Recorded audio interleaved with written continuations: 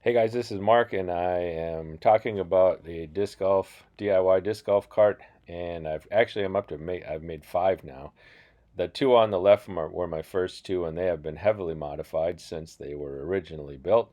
And then the two on the right are the ones I've always wanted to make a plywood disc golf cart, and so that's what those are. Um, I think I spent close to maybe $110, 135. No, it was less than that because I only used one by six board, and the plywood, I think, I you can get four carts probably out of one piece of plywood, maybe even more. So maybe $110. There's some cheap hardware that I used on this, and I think my cart holds about 18 discs, and that's all I need. Maybe two putters. So yeah, there's the original cart. That's what it looked like 2 years ago when I first built it. My son's was the same. That's his original box. Now you can see I've added that bottom section on there and put the axle actually behind the cart. You'll see that later. And Gavin Rathbun was nice enough to sign that. That was cool. And Disc Golf Pro Tour just came through Minnesota in June 2022, and Caleb got a bunch of signatures. There you can see on my box what I added on the bottom. I just added that frame on the bottom to lift it up and give me some storage space. Put the Zuka wheels and Zuka handle on there. And so I think, yeah, that really spiffed up that cart, and I use it now just about every day. Really like it.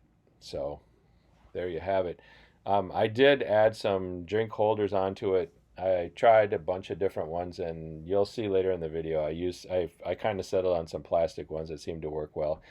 Like I said, we play just about every day. These carts have been through a lot. They've been through rain. They've been banging all over the place, and they hold up well.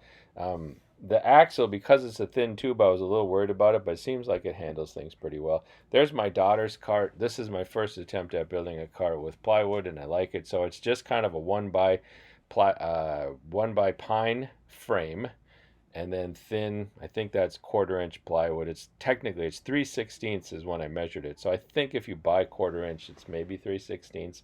Whatever the case, that's what I used. It's pretty light though, and so I really like it. And there you can see just kind of how I put the back together. There's that just one. I think one by 6 by 8 foot pine board, cheap. I bought just cheap. I tested out all the boards and tried to find the lightest ones that look decent.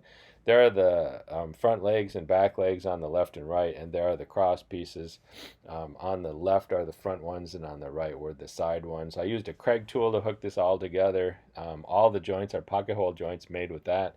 You'll see that here coming up. Yeah, so you can see it's a really nice tool. Did a lot of drilling, put a lot of screws in this thing. It's pretty solid, I think.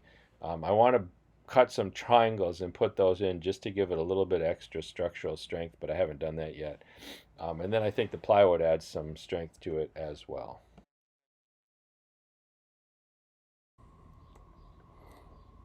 And there is my son-in-law's frame. His is not done yet, and that is a bit wider. He's going to store more discs in there.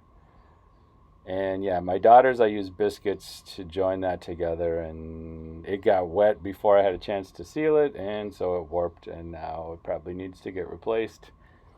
So that's okay. There's the axle that I bought at Menards. It's just a 1/2 inch um, aluminum tube, and then I just put it on the outside, put a piece of 1x on top and bottom. I actually screwed that aluminum tube right into the cart. You can see those two black screws there. And then I used hose clamps to give it a little bit of space and to hold those wheels on tight. And then I actually used 1/2 inch washers.